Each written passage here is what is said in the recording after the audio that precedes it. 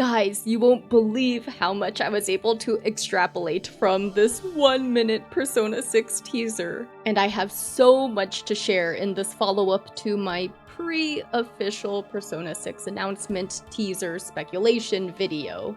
Not gonna lie, I'm proud it somewhat held up, just gotta tweak and recalibrate it since the paranormal horror vibes in the actual teaser was not on my bingo card. But the Scheele's green, Paris green, and especially Radium Green stuff is so much more relevant than I thought it'd be. See, the teaser's Gothic cemetery backdrop lines up exactly with the real point in history where all these green paint catastrophes occurred. The Romantic period, which gave us the Gothic horror classics. By the way, just quick refresher that I'm referring to the artistic movement that took Europe and North America by storm, beginning in the late 1700s all the way to early 1900s depending on the discipline. The sheer societal upheaval and dilemmas people faced then resemble the most prominent ones we face today in the 21st century, especially since the global adoption of the internet, in a history not quite repeats but rhymes way. And this period ties back to Japanese folklore and urban legends in a way you might not expect. So I kid you not, there's a Westerner who arrived in Japan in the late 1800s who was very important to the preservation of kaidan, i.e. the Japanese word for old ghost stories. Basically, the crux of my overarching theory in this video, so here's how we're gonna proceed. First, I'll outline the historical context of the Romantic period and how it eventually influenced the way green is used in visual media, from classic art to film, TV, and video games. Then we'll move on to the super interesting backstory of the man I'm thinking may have inspired all of Persona 6. And from there, I'll cover a few Gothic horror tropes I find particularly prescient to the modern world that may be explored in-game. Though really quick before we begin, I just want to thank you all for the comments on the last video. Clearly, I'm not the only one who believes green is the most dualistic color out there, and again, I'd love to hear your thoughts and responses to my ideas once more. So first, let's briefly touch on the social, political, and economic happenings underlying the Romantic period, themes it centered around, and the socio-cultural things the movement was a response to. So the 18th century saw one of the most significant and largest upheavals in all of human history via the Industrial Revolution.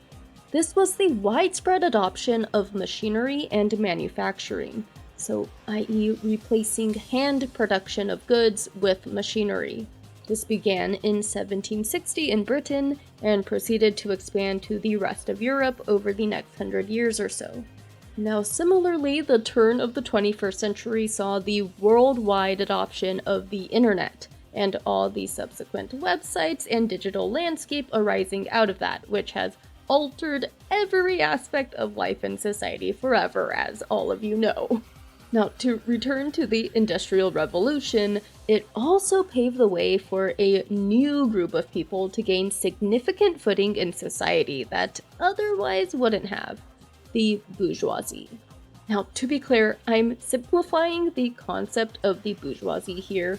Historically, this refers to craftsmen, merchants, and professionals who made their money and power via commerce and industry, as opposed to the only way prior, i.e. being born into the nobility, the owners of inherited agricultural land.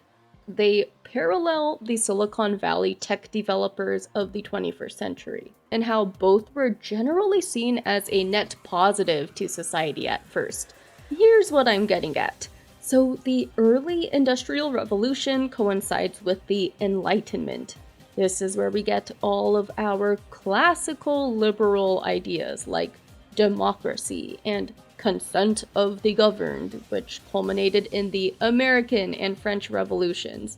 The results were far from perfect, but my point here is that the former marked the first time Europe moved to some form of constitutional government, i.e. generally outlining both the sources and limits of governmental power. Point being, this late 1700s time period was a lot more optimistic about the future and social progress of more than just an elite few.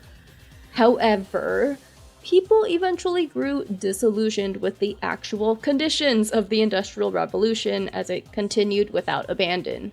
Those that worked in the factories became intimately aware of the horrible working conditions, lack of safety regulations, and the dangerous products they were actually manufacturing. And this is finally where the infamous green paint comes in. Back in my previous video, we went over how Scheele's green and Paris green were formulated in 1775 and 1814 respectively. Now, little did most factory workers or consumers know that both were incredibly toxic because they contained arsenic, leading to hundreds in Europe dying from cancers and other health complications. But then there's the glowing green shade that we even see in the Persona 6 teaser. Radium Green was formulated in the 1910s and was painted onto watches, clocks, and other instrumental dials so that they'll glow in the dark. Objects that became known as radium dials. But of course, this came at a horrifying cost. The women responsible for painting these dials suffered acute radiation poisoning, and in just a decade since the first of these factories opened in 1917, over 50 workers had already died. This is around the time the Hollywood film industry was just starting/taking off, and this glowing radium green became cinematic shorthand for anything radioactive, toxic, or just plain dangerous. Also spooky. Persona has made use of this kind of imagery before with Futaba's Necronomicon, a symbol of forbidden knowledge, based on H.P. Lovecraft's cosmic horror, which has its roots in Gothic horror. But to bring this back to the 21st century, the internet was democratizing information, and all of these tech giants and social media platforms that were once generally seen as this incredible future, like they were promising to connect everyone and will push social progress. And well, as the 2010s creeped into the 2020s, there has also been this growing disillusionment, especially after the release of ChatGPT to the public in 2022 and the subsequent global AI arms race since then.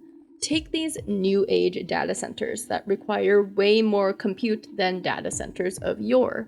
Similarly, the Industrial Revolution's factories also required huge amounts of water and steam power to operate, which released huge amounts of pollution into the environment. So you see, in response to all of this, the Romantic movement saw this returned longing for nature. We start seeing lots of pastoral paintings of the beautiful countryside, and this also translated to this renewed interest in folk tales and stories tied to the land. And additionally, old myths, legends, and the supernatural made a comeback, as opposed to the Age of Reason that prioritized rationality. In other words, Romantics wanted to focus back on the individual and emotional depth instead of on cold, hard machinery. With all this said, the Romantic artistic and philosophical movement paved the way for the pioneers of psychoanalysis and analytical psychology, respectively, Sigmund Freud and Carl Jung. I'll have a lot more to say about both of them when I get to the Persona brainstorming/theorizing section, but to set the stage, I need to talk about the person I suspect may have inspired the Persona 6 protagonist. Also, quick heads up, I will be mentioning some slight non-specific spoilers from Persona 1 and 2, as well as the leaks we got a few weeks ago about the P6 Protag's appearance and the game's possible setting, so just a warning if you're trying to avoid any of that. So hear me out, the Protag appears to be a foreigner from some Western country. Or if not that, maybe he has some kind of mixed Japanese ancestry. And that leads me to this insane find. There's a prominent immigrant, Lafcadio Hearn, who is known for recording and preserving a ton of kaidan, the Japanese word for ghost stories of pre-Meiji times. Most notable of these collections is one called Kwaidan, stories and studies of strange things.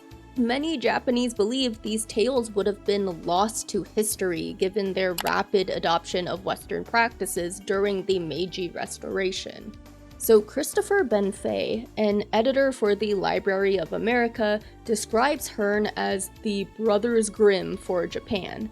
He takes up the name Koizumi Yakumo, and eventually naturalizes as a Japanese citizen. And let's just say this guy's story is a true series of unfortunate events and tragedies for the first 30 years. So it's hardly surprising why he'd come to describe himself as a worshipper of, quote, the odd, the queer, the strange, the exotic, and the monstrous. In fact, in his early 20s, a friend gave him the nickname the Raven from Edgar Allan Poe's classic poem, and Hearn used to sign his letters back to this friend with a sketch of a raven, and on top of that, his approach to writing and style was greatly inspired by Poe. So with that said, I have a crazy go big or go home theory about Protag's possible persona and the shape of the Velvet Room, but I'll place a bookmark here and return to that later. First, I gotta continue with Hearn's biography, cause the theory makes way less sense without the following context anyway. So, his childhood and early years were rough. Prime material for that typical Freudian and Jungian analysis that was becoming popular around this time, you know? Like, i.e. Persona 2 Innocent Sin's entire cast has dad issues that end up manifesting in a cosmic horror way. And Atlas's brief but additional description of Persona 6 makes it sound like a soft reboot of, or callback to, Persona's earlier entries. More on this soon. So to begin, long story short, and like for real, I'm leaving out a lot. Lafcadio's dad was always assigned overseas, and his parents divorced in just the first few years of his life, which is huge at that time, remember that. Ultimately, he was left in the care of his father's aunt, since his mom suffered from really poor mental health, and in fact, she'll sadly die in an asylum. So by the age of 7, Lafcadio never saw either parent again. He gravely injures his left eye at 16, and despite medical treatment, it goes blind, so he has to use a magnifying glass and pocket telescope with his other eye the rest of his life. Now, he still gets top marks at school, but his guardians go bankrupt, so there's no more tuition money for him. So they sent him to distant relatives in the United States at 19 on a one-way ticket. Oh, by the way, the ticket was to New York City at first, and they just casually instructed him to find his way to Cincinnati from there. Like, you know, his first time in a brand new country. No biggie. These relatives in Ohio don't give a rat's ass about him once he arrives, sadly, unsurprising. And they kick him out on the streets where he's homeless for a while, working menial jobs until finally he makes friends with a socialist, based by the way, Henry Watkin, who helps him get back on his feet and eventually find a job at the Cincinnati Daily Inquirer. Also, this is the friend who gave him the nickname the Raven. So Hearn actually becomes a pretty popular editorialist via reporting on real local murders in the area. Now, he also wrote about disadvantaged and marginalized groups of people, and actually married a half-black and formerly enslaved woman, but they had to get divorced because of laws forbidding interracial marriage. This prompted a move from Cincinnati to New Orleans in 1878, where he was essentially one of the first to report on Louisiana voodoo, the Creole population, and this nearby village of Filipino Americans. Though finally, here's where we get to the big Persona 6 tie-in. He was sent to Japan in 1890 as a newspaper correspondent, and while that gig was quickly terminated, he chose to stay in Japan for the remainder of his life. And big shout out to his wife Setsuko, who told him many of the Japanese kaidan, i.e. ghost stories, that he put to paper. Fast forward to modern times, Lafcadio Hearn is pretty popular in Japan and is commonly taught in literature courses. There's a museum about him in the city of Matsue where he used to teach, and his most known anthology of ghost stories, Kwaidan, had 4 tales adapted to film in 1964 by Masaki Kobayashi, a film that's had a profound global impact apparently, and influenced many filmmakers including Guillermo del Toro. I think many of the yokai or characters found in Kwaidan would make for fitting party member personas, though one figure particularly stands out to me because of its connection to the color green.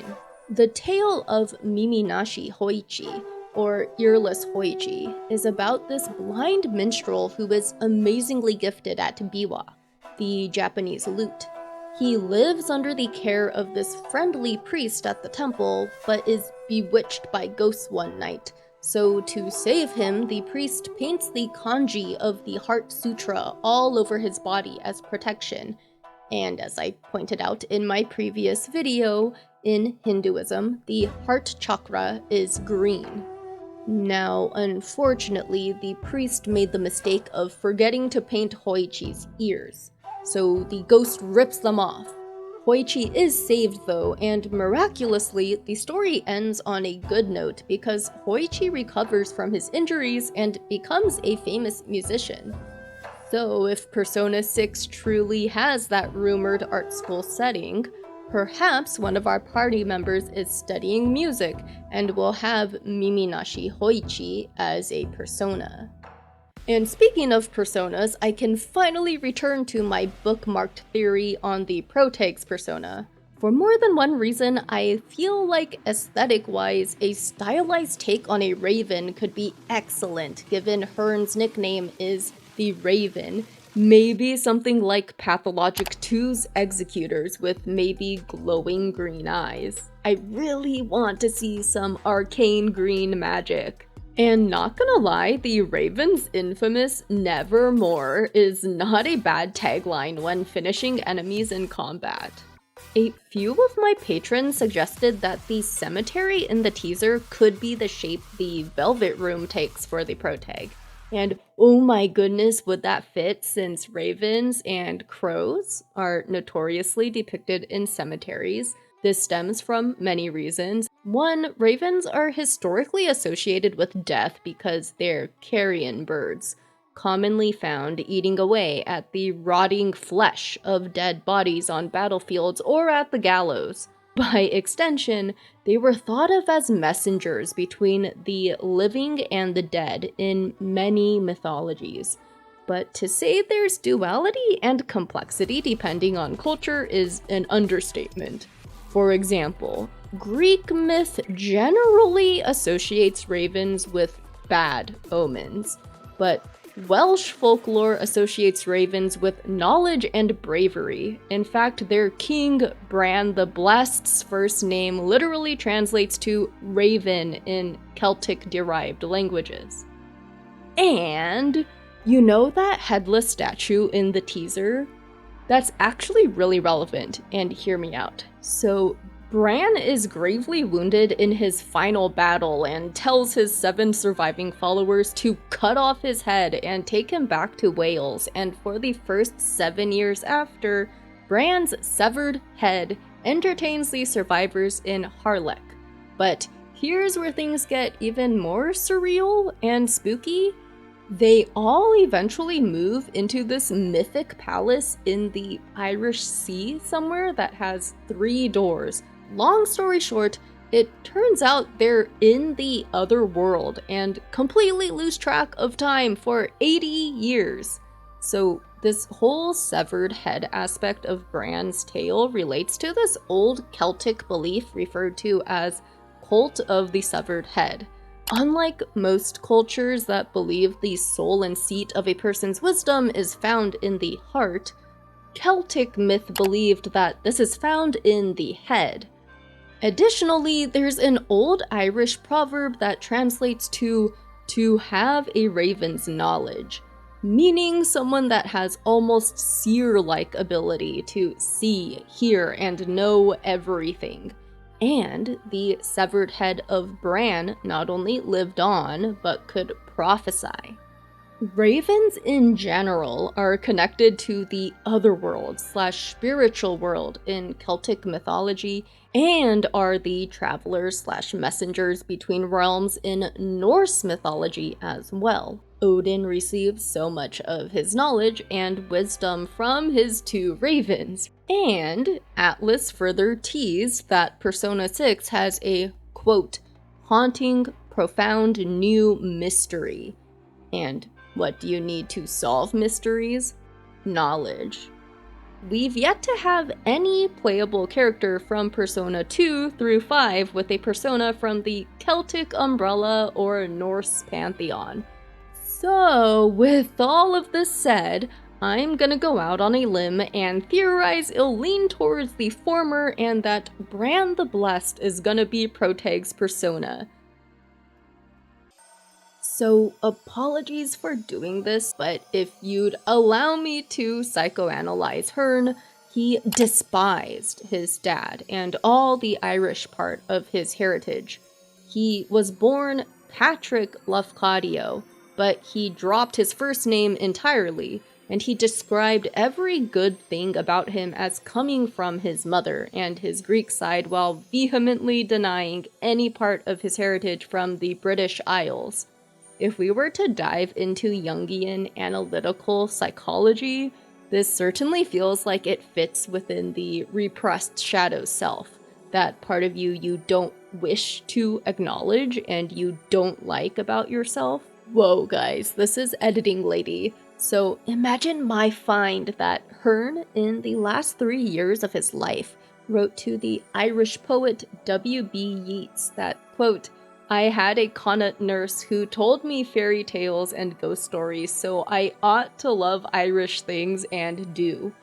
So, to bring this back to Poe's poem, the man is haunted by this raven, right? And I can't help but like the idea that Persona 6 Protag is haunted by something in the past, like perhaps he is from Ireland or the UK somewhere, and is trying to distract from some traumatic thing by escaping abroad to Japan. Like, to be fair, this is pretty common. People move for a change of scenery all the time, but it doesn't mean you've ever unpacked the painful parts of your history, right? But part of accepting his shadow is acknowledging that part of his heritage/past. And gaining the power of Persona by accepting this shadow is turning the haunting of the Raven into a power that haunts others. So yeah, overall, this is my go big or go home theory. And if his persona isn't Bran in particular, then I speculate at the very least the motif for Protag is gonna be ravens of some kind. Ultimately, I wanted to settle on a named character with an actual story like Bran, because the party member initial personas are never just an umbrella species like fairy or kitsune, right? And if you'd also allow me to speculate on some potential party member personas, they might lean into the gothic horror trope of the cryptic exotic object and/or person. There are stories like the Monkey's Paw that tells about this cursed artifact from India, or the Beetle that features this shape-shifting ancient Egyptian entity seeking revenge.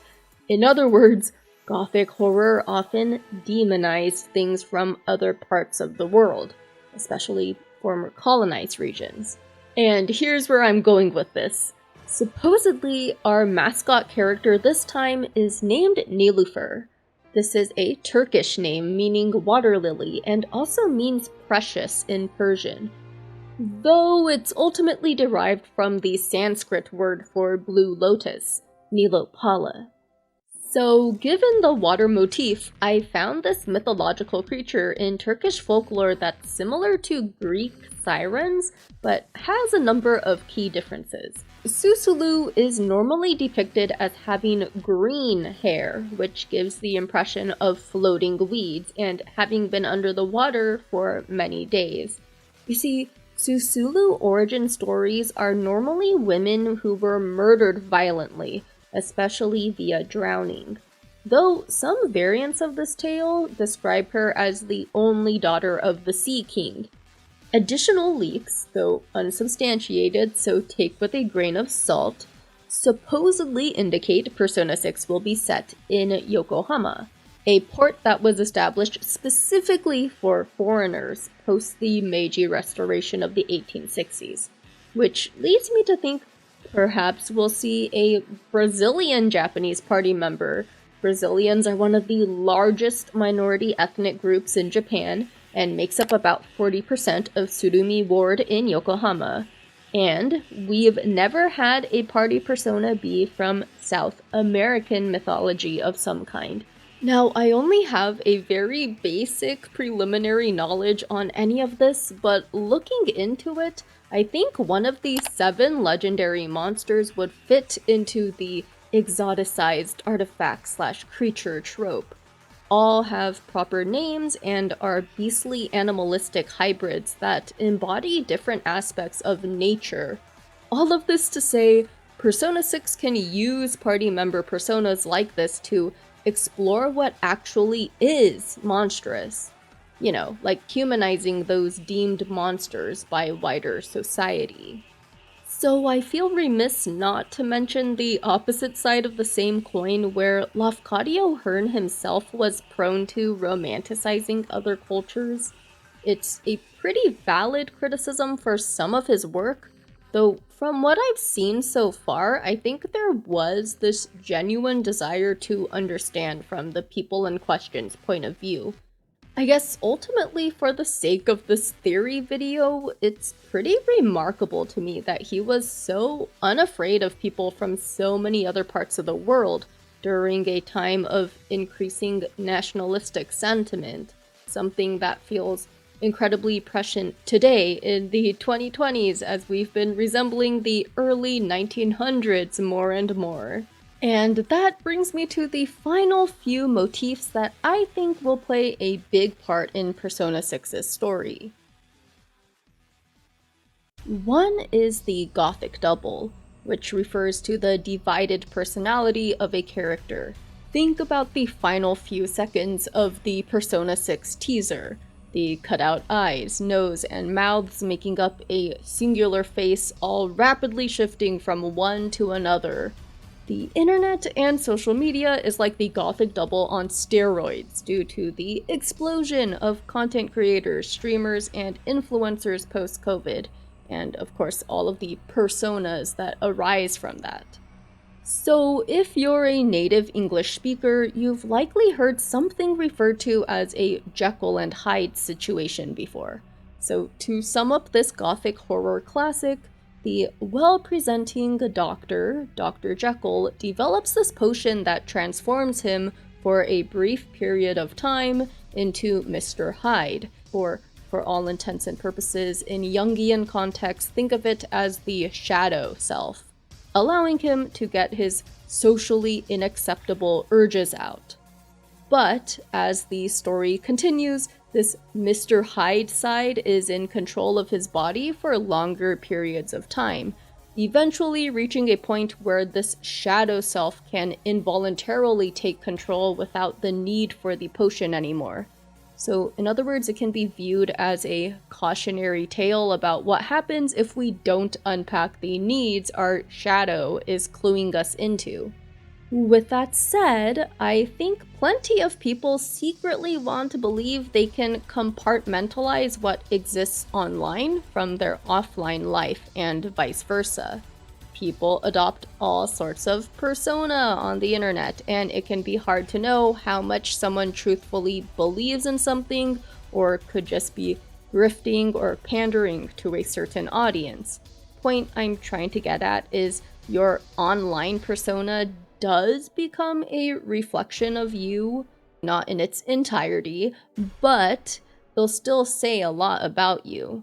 So take this with a huge grain of salt, but there's a rumor that VTubers will be a significant part of Persona 6's story. And I could definitely see that meshing with not just the Gothic Double, but the Faustian bargain, or essentially be careful what you wish for themes common to this genre. The picture of Dorian Gray, in brief, is about a man who sells his soul to remain youthful, but the cost is that his portrait at home becomes more disgusting and grotesque, while Dorian's physical body remains beautiful. So here's a half-baked idea I'm just kind of throwing out there. What if the VTuber model becomes a representation of a Faustian bargain with the shadow self? P6 is rumored to be set at an art school, and for many creatives nowadays there is a sizable consideration and or benefit to having a social media following. Many will do anything to achieve their dreams and or fame, which can play thematically into this game's green color scheme via green with envy. So maybe whatever the TV world / metaverse equivalent power of Persona 6 is will involve some people making a costly deal with their shadow instead of accepting it. Like, instead of acknowledging the shadow as a part of themselves to gain the power of Persona, perhaps they simply see its power as a means to an end and make a pact with it instead. And maybe that prompts the shadow to take over their VTuber self and do some manipulative or scary shit to gain a loyal / cult-like following. But the VTuber model becomes increasingly twisted and horrifying. Or maybe vice versa. The person's physical features in the real world start decaying. Or perhaps there's a hybrid Dr. Jekyll and Hyde situation where not only is the streamer increasingly unaware of what they're doing on stream while their shadow is in control of their VTuber model, but this alter ego gains more and more control of their real-world body as well. But yeah, clearly still quite half-baked, so I'd like to know what you think about this VTuber theory, if that even counts as one, or just what connections you can think of between the concept of persona and the modern digital creator space or ecosystem. I'd love to know down in the comments. Anyway, the reason I emphasize the digital space is because in my previous video I explained how computers are normally associated with the color green, since early computer terminals back in the 70s and 80s were mostly black with green text, even if modern-day PC terminals aren't like that anymore. Also, the fact that PCB or printed circuit boards, i.e. the backbone of all modern electronics, including PCs and smartphones, have green as their standard background. So maybe the graveyard is also a meta-commentary on the decaying internet. The whole dead internet theory and how an increasingly growing number of activity online is just bots interacting with other bots. And Gothic horror settings often feature tricks of the mind. Those long, dark corridors where you can't tell if the shadow you saw was a ghost, or the cat, or maybe even nothing at all and something you only imagined. And on this note, it's becoming increasingly difficult in today's digital landscape to tell what is and isn't reality anymore. Was that product or movement astroturfed or not? Is that AI or not? I'm in no way an AI glazer, but I think we can all reasonably agree generative AI has come a long way since 2022, and this new digital landscape is perfect for the urban legends and rumor plot beats Atlas says to expect from Persona 6. Oftentimes on social media, it doesn't matter if something is actually misinformation or just a straight-up lie. If it gets repeated enough times, it eventually gets sane-washed and, for all intents and purposes, becomes reality. Maybe there's someone out there inflating the numbers of their movement or cult via botting and ample use of AI-driven activity. Social proof is huge online. The amount of existing followers or likes usually has an exponential effect on growth and engagement. In other words, allowing any given person or group in Persona 6 to successfully recruit more and more people for nefarious purposes. And that leads me to the final cosmic horror-esque nature of this all. There's almost complete anonymity of who or what is pulling the strings at any given time now. Everything can be hidden behind a screen for the powers that be who own these platforms and technology, and yet it's a complete opposite for the average Joe. Now, thanks to digital fingerprints, the average person is under more surveillance and less privacy than ever before in history. So I think there's definitely room for Persona 6 to explore paranoia, fear, and extortion via the digital space, with all sorts of cybercrime evolving and becoming more complex thanks to tools like AI. Not to mention how entire towns and cities' essential functions can be held for ransom with digital tools. Maybe Persona 6 Endgame will feature wide-scale societal disruption by actors who masquerade online as creepy folk legends, monsters, or cryptid avatars. I'm hoping Persona 6's soundtrack features industrial electronic music, lots of harsh, intense synth and/or distortion of familiar instruments and sounds, and a bonus if it's a return to that same dark, moody tone like the original Persona 1 on PlayStation. The industrial sound can be a modern mirror to the old, decaying castles and manors of Gothic settings, except now representative of the crumbling last legs of Japan's abandoned warehouses and manufacturing past. Again, the original Persona 1 OST uses these sub-bass drones and bump-in-the-night type sounds to great effect. I'll wait until we get our first actual full-length trailer for any other theories. Please let me know what you think about these ideas and/or what your theories are so far, and a big thank you to all my patrons and channel members for making this video possible. Come join us in the private Discord where we do fun things like reading club and watch parties.